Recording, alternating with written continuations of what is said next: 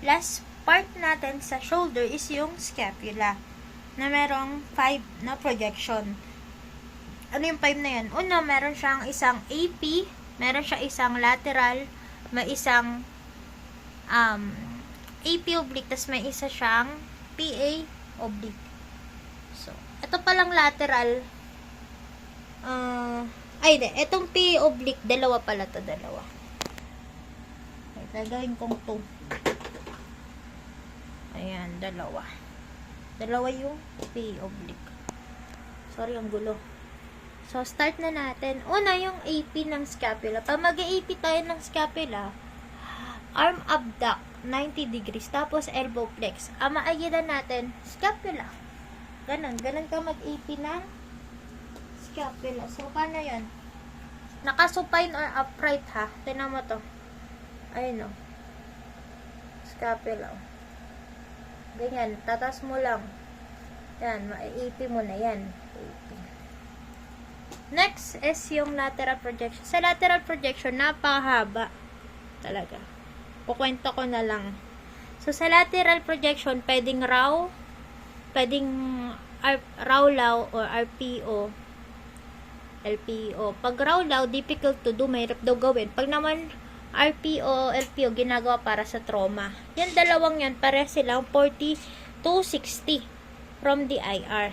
Tapos, meron pang arm placement. Pag yung kamay mo, nilagay mo sa likod na ganito, pinlax mo, nilagay mo sa likod, makikita mo, acromion process plus coronoid process. So, hindi nakita yung scapula. Pag naman daw, yung pangalawang placement ng kamay, parang guard, i-flex mo, tapos ilagay mo sa upper chest mo, ang makikita mo, scapular body. So, scapula na nga, pero hindi naman siya nakalateral. So, hanggang nag-suggest to si Mazudian, suggestion na, yung arm mo, across the upper chest, parang ganito, pero i-hold mo yung opposite shoulder mo. Ayun, doon lang nakuha yung scapulat, sa kanya lang. Okay, so ayan na yung scapulat. Next is yung PA oblique projection ng scapula. Dalawa kasi yun, may Lawrence, may Lilienfeld.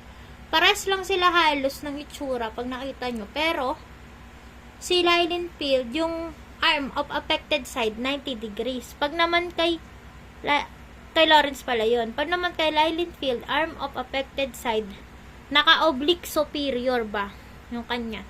Paras lang din sila na makikita na oblique image of scapula. Paras lang sila. Paano yung itsura niya? Nakahiga yan eh. Ganito siya oh. Asa na yun? Ito siya oh. Ano, nakahiga. Inuunanan nila yung kanilang arm. So, kay Lawrence, 90. Okay? Kay ano naman, obliquely upward. Okay? Superior, ganun. Then, para silang oblique image ng scapula. Next naman is itong AP oblique. Okay? Yung AP oblique, RPO, LPO, either lang doon sa dalawa. Pwede din naka-supine, pwede din naka-upright. Yung shoulder mo doon, naka-rotate ng 15 to 20 away from the affected side. Babaliktarin mo lang yung kanina, yung nakita mo picture. Tapos, kung gusto mo nang mas steep yung pagka-oblique niya, kasi oblique din makikita mo dito eh.